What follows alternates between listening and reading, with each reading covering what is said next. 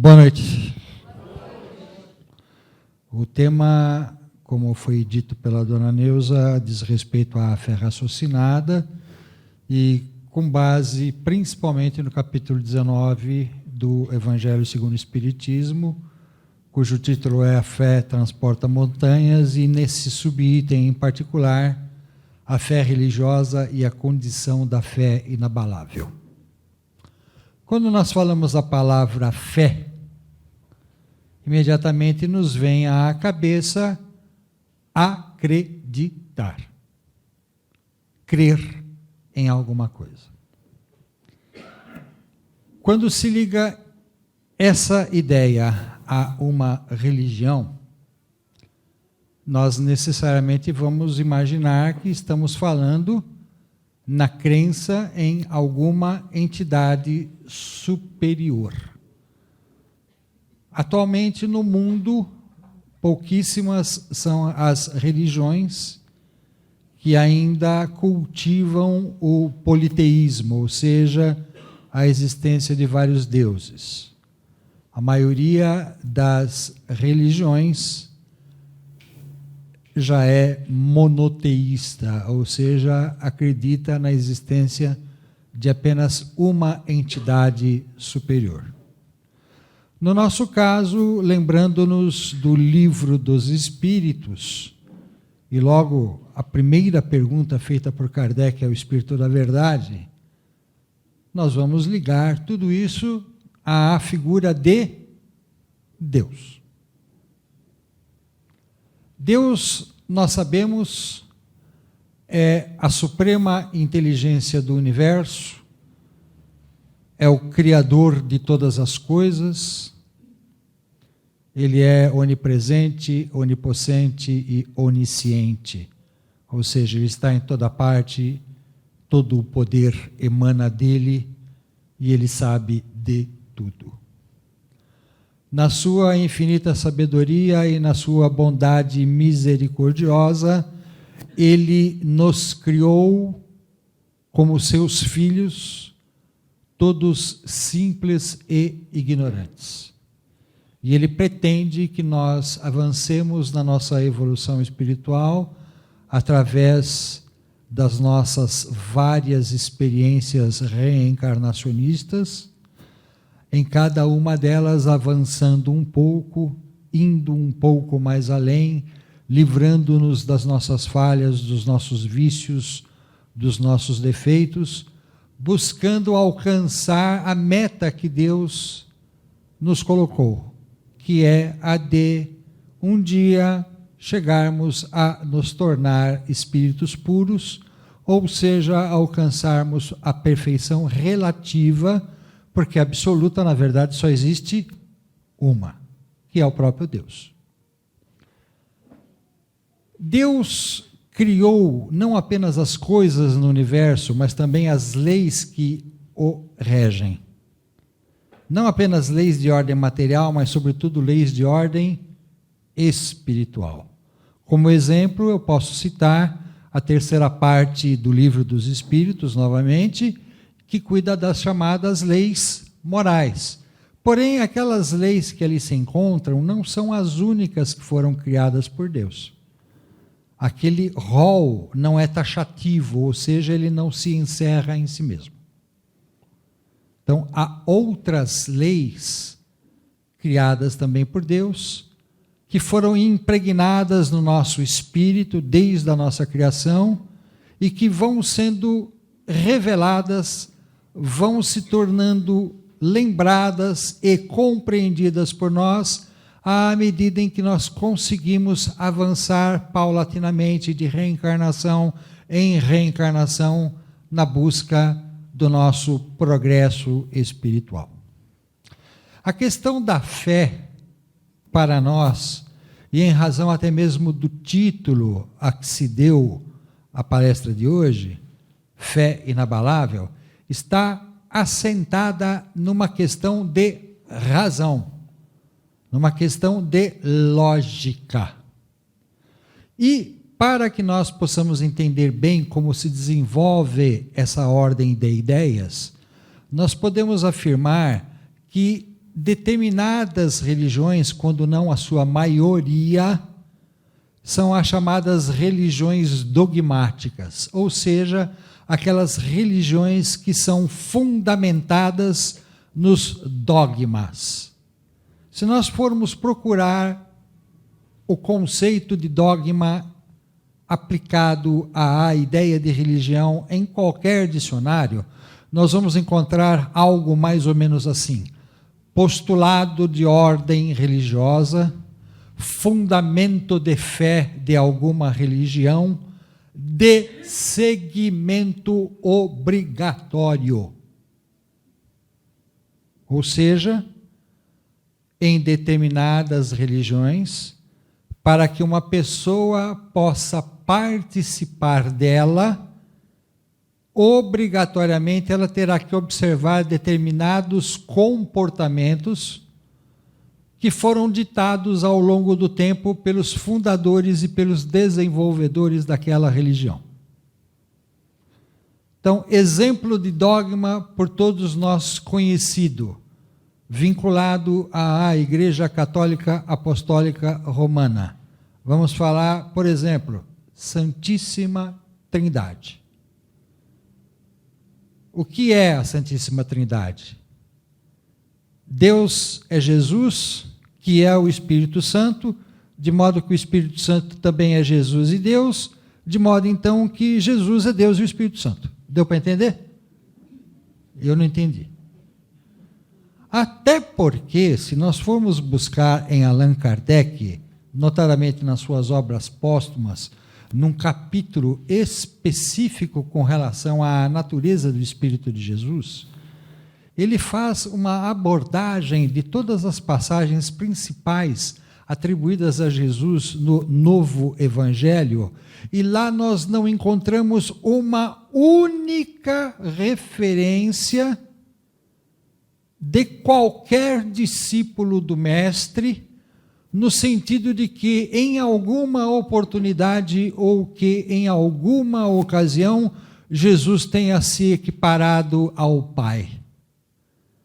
Ao contrário, Jesus sempre dizia: meu Pai que está nos céus, o reino do meu Pai.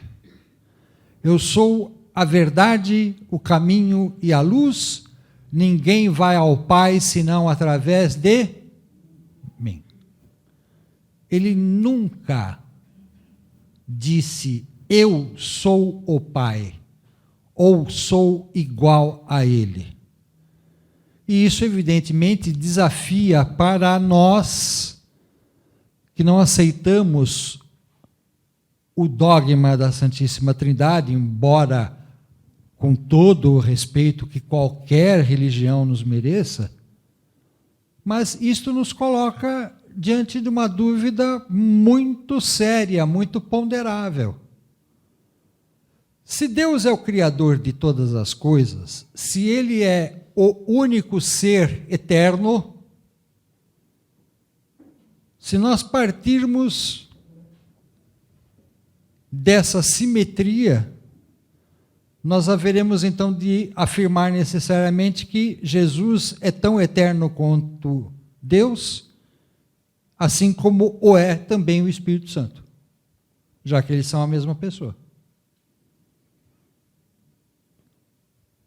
Isto é apenas um exemplo. Há outros dogmas. Por exemplo, nestes dias li uma notícia na internet novamente acerca daquela questão de que determinadas linhas das religiões evangélicas não aceitam a transfusão de sangue. As pessoas até entram com ações judiciais para evitar que, em sendo operadas, elas venham a receber transfusão de sangue. É um dogma da religião evangélica, daquela linha evangélica. Vamos respeitar, evidentemente. Mas, à luz da razão, à luz da lógica, podemos concordar? Não. O que essas religiões que nós chamamos de dogmáticas procuram fazer através da construção desses dogmas é uma facilidade de manipulação do corpo dos crentes ou dos adeptos daquela religião.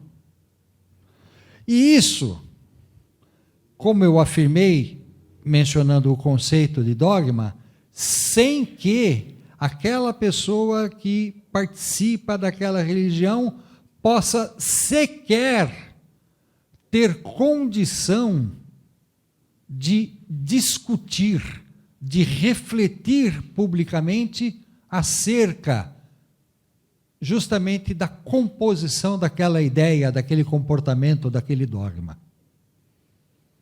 Ora, salvo engano de minha parte, isto equivale a anular dois atributos importantíssimos que Deus nos concedeu na sua infinita bondade, no seu amor misericordioso. Primeiro, o raciocínio. E segundo, e mais importante ainda, o livre-arbítrio. Ora, se alguém me impõe alguma coisa a ponto de eu não poder sequer discutir se eu quero ou não cumprir aquilo, se eu sou obrigado a cumprir aquilo, eu estou sendo anulado no meu raciocínio e também no meu livre-arbítrio. Eu não posso refletir, eu não posso pensar, eu não posso sopesar as coisas do dogma, e o meu livre-arbítrio fica completamente anulado, porque se eu quiser continuar participando daquela religião, eu sou obrigado a me comportar exatamente daquela forma. Isso, hoje, graças a Deus e pela evolução da humanidade, que não é tanta mais, evoluiu, apenas determina que aquele adepto que não cumprir o dogma seja gentilmente convidado a se retirar da congregação. Na Igreja Católica, através da excomunhão. No Evangelho, ou nas linhas evangélicas e outras igrejas, ou melhor, igrejas não, outras religiões dogmáticas, a pessoa é excluída do grupo. E aí a pessoa fica entre a cruz e a espada. Por quê? Ela quer participar do grupo porque ela tem afeição por outros membros do grupo, ela se sente bem com aquelas pessoas, ela até gostava de participar dos rituais, etc. Então ela se obriga a participar daquilo contra a sua vontade, fazendo aquilo que ela não quer, para poder continuar com os outros. Sabendo que se não continuar, se eventualmente vier a transgredir o dogma, ela vai ser alijada, ela vai ser excluída do grupo. Hoje em dia, eu digo graças a Deus que só acontece isso, porque, por exemplo, na Europa, 5 séculos atrás, quem desafiasse publicamente o dogma que eu acabei de mencionar da Santíssima Trindade, era excomungado, só que além de ser excomungado, acabava na fogueira. Através dos rituais de julgamento da Santíssima Inquisição. Na Europa, principalmente. Então, notem que esses dogmas chegam a tal ponto que levam os seus seguidores ao fanatismo religioso. Quanto já se matou em nome de Deus? E qual é esse Deus que quer a morte das pessoas?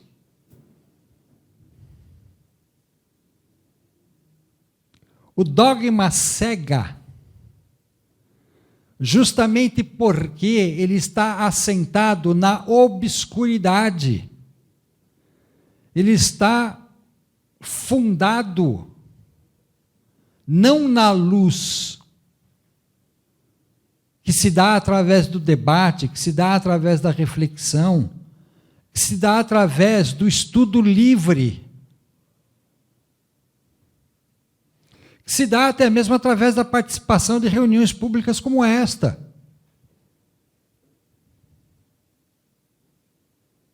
O fanatismo religioso impede isso. E não precisamos ir muito longe. Lamentavelmente, nos nossos dias atuais, nós ainda temos exemplos terríveis do que pode levar o ser humano a fazer quando ele se deixa dominar pelo fanatismo religioso. Atentados, guerras, sequestros, assassinatos.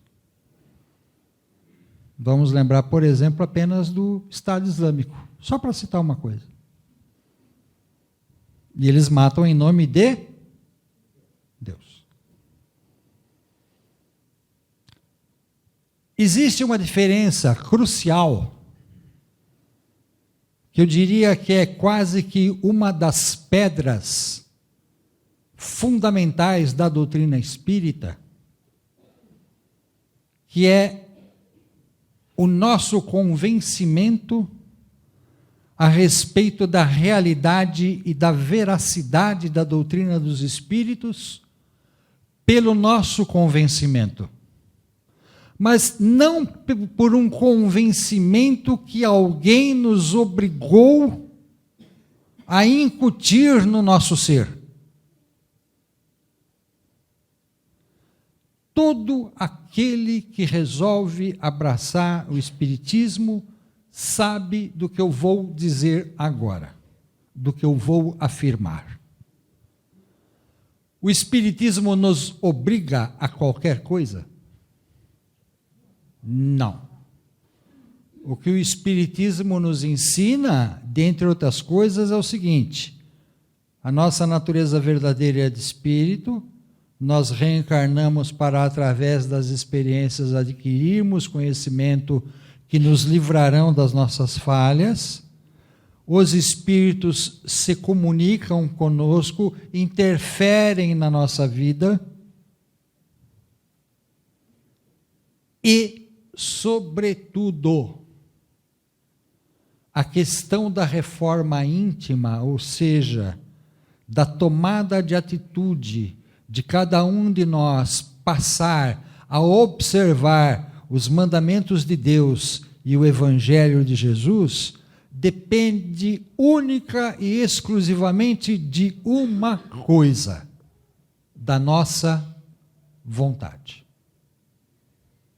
Ninguém nos obriga a nada. Sequer temos rituais na doutrina espírita. Nós não temos práticas exteriores. E essas práticas exteriores que algumas religiões lançam mão, visam, sobretudo, impressionar os sentidos das pessoas. E através daquela comoção que existe na prática do ato, forçar a pessoa a se entregar mais e mais e mais àquilo que a igreja quer que ele faça, que a pessoa faça. Nós não temos rituais, nós não temos missas, nós não temos cerimônia de batizado, nós não temos cerimônia de casamento, nós não temos cerimônia de velório, missa de sétimo dia. Quando a gente vê o pessoal de jalequinho branco, é para que a gente possa saber quem é trabalhador da casa, nada mais do que isso. Só isso. E, meus amigos, para além de tudo, e talvez o mais importante, mesmo quando o ser humano se sinta obrigado a fazer alguma coisa contra a sua vontade, isto evidentemente não impede que o seu cérebro continue trabalhando.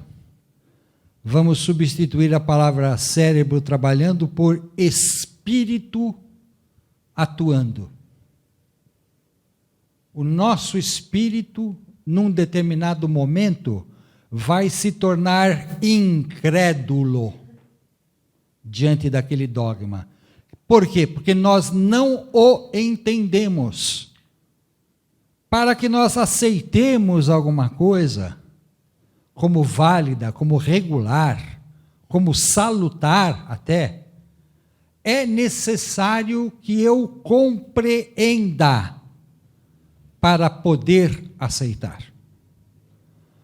Por que eu tomo um remédio se eu fico doente? Porque a experiência mostra que somente através de tomando o remédio é que eu vou me curar. Por que eu tenho que colocar uma blusa quando faz frio? Porque senão eu fico doente. Por que eu tenho que me alimentar? Porque senão eu também fico doente. Notem, portanto, que nós fazemos essas coisas porque nós as aceitamos, mas para aceitá-las, primeiro nós fazemos um exercício de raciocínio e de uso da razão que nos leva a aceitá-las. Eu imagino que todo irmãozinho que esteja aqui agora, mesmo aqueles que ainda não conheçam a doutrina com uma certa suficiência, já tenham sentido que o Espiritismo nos convenceu porque ele nos oferece certas respostas para dúvidas e para indagações fundamentais da vida de cada um de nós como seres inteligentes. Talvez tenha sido a única religião, ou melhor, Kardec nem gostava de considerar o Espiritismo como religião, porque ele dizia que seus princípios podem ser aplicados a qualquer religião. Então, uma doutrina que nos convence acerca de determinadas coisas, não por obrigação, não goela abaixo, se me permitem usar essa expressão um pouco mais forte, mas através da razão e da lógica. Por que estou no mundo? Qual é o meu destino? O que acontece quando eu morro? São perguntas que assaltam todo ser humano durante a sua vida ou não? Quem aqui nunca pensou nisso? E a gente sai em busca de conhecimento, a gente sai em busca de explicações. E quer me parecer que o Espiritismo tenha, no conjunto da sua doutrina, oferecido a cada um de nós um convencimento baseado não na emoção, não na fé emocional. Porque a fé emocional, ela pode ser resultado de um catarse, de um êxtase momentâneo. Não. A nossa fé é inabalável, porque ela pode encarar a razão. Aliás, uma das frases mais célebres de toda a codificação kardeciana se encontra justamente neste item do capítulo 19. Fé inabalável é somente aquela que pode encarar a razão face a face em todas as épocas da humanidade.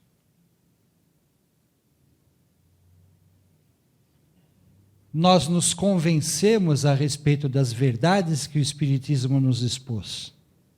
Por quê?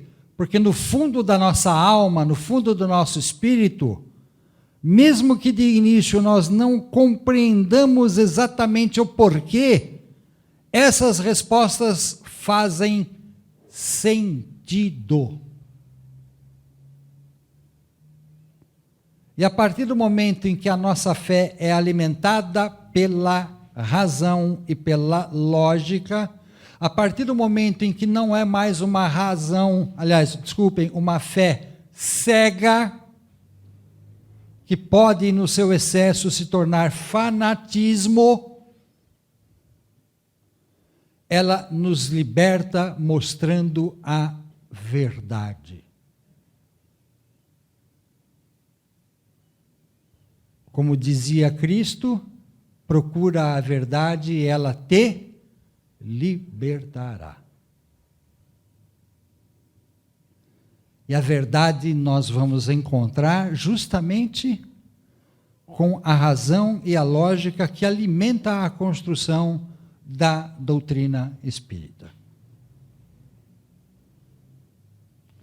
Ninguém vai chegar para cada um de nós, por exemplo, e dizer que você é obrigado a não comer carne na sexta-feira. Gente, nós estamos no Brasil, tem gente que não come carne em nenhum dia. E não é porque é vegano, hein? É porque não tem dinheiro mesmo para comprar carne. Aí, de repente, o pobre coitado do trabalhador ganha um dinheirinho, aí sexta-feira santa, feriado, eu não posso levar minha família no restaurante porque não pode comer carne. Ou então, quarta-feira de cinzas. Eu pintei os canecos na quinta, na sexta, no sábado, no domingo, na segunda e na terça gorda. Na quarta-feira eu tenho que me conscientizar dos pecados que eu cometi. Eu tenho que me ensimesmar na busca da minha redenção. Puxa vida, que coisa, não? Então ninguém tem condição, validamente, de chegar para nós e falar, você tem que fazer isso. Eu vou responder, nós quem, cara pálida? Né? Não. Eu faço o que eu quiser de acordo com a minha consciência e o meu livre-arbítrio à luz da razão, à luz da lógica.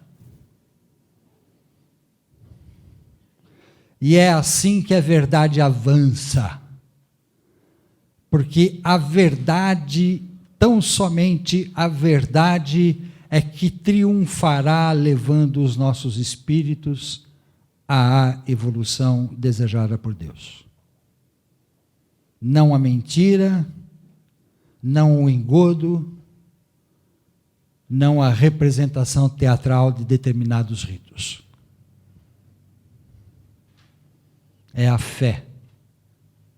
Mas aquela fé fortíssima, inabalável realmente, porque oriunda daquilo que é racional, daquilo que nos faz sentido.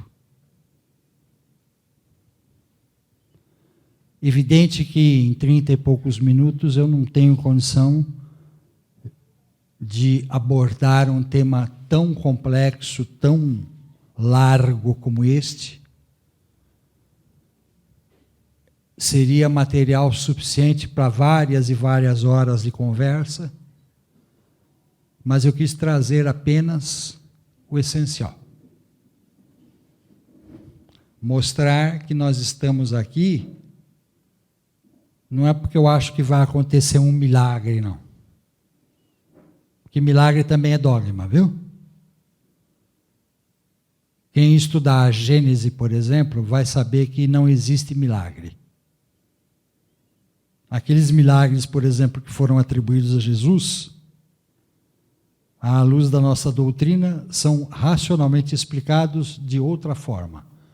O Espírito de Jesus era tão especial, tão elevado, tão alto em termos de desenvolvimento mediúnico, que ele conseguia curar as doenças e até mesmo levantar os mortos. Ponto. Ele se utilizava das suas faculdades mediúnicas para curar e para ressuscitar. Estes fenômenos são fenômenos naturais e não sobrenaturais. São naturais por quê? Porque a doutrina nos ensina também que a mediunidade é um dos fatores de desenvolvimento do espírito. Todos nós temos capacidade, todos nós temos aptidão para desenvolvermos alguma mediunidade. E Cristo, como um espírito perfeito, estando apenas abaixo de Deus, possuía toda a dimensão inimaginável que a nossa limitação humana guarda, podendo, portanto, salvar essas pessoas. Não fez milagre algum. Porque a palavra milagre tem por fundamento algo sobrenatural, sem explicação. As curas de Jesus são explicáveis à luz da doutrina. E essa doutrina nos convence, pelo menos a mim me convence plenamente. Eu sou curioso. Eu sou enxerido. Eu, às vezes, tenho um defeito muito sério, que é de possuir um espírito irrequieto. Eu nunca consegui achar um furinho sequer na doutrina espírita. Evidente que eu não conheço toda ela. Eu não sou Chico Xavier, eu não sou Allan Kardec, eu não sou Divaldo Franco, eu não sou Richard Simonetti, eu não sou outros luminares do espiritismo. Mas até onde eu conheço da doutrina espírita, ela me convence plenamente. Ela responde a todas as minhas dúvidas existenciais. E ela me convence a buscar a reforma íntima, a minha autorreforma, deixando de praticar o mal, deixando a vaidade, o egoísmo, o ódio, a leviandade, a mentira de lado, e olhar os meus irmãos como queridos companheiros de jornada. Todos a merecerem o nosso respeito, a merecerem a nossa consideração e o nosso amor incondicional. Amai-vos uns aos outros, como eu vos amei. Boa noite, que Jesus ilumine a todos.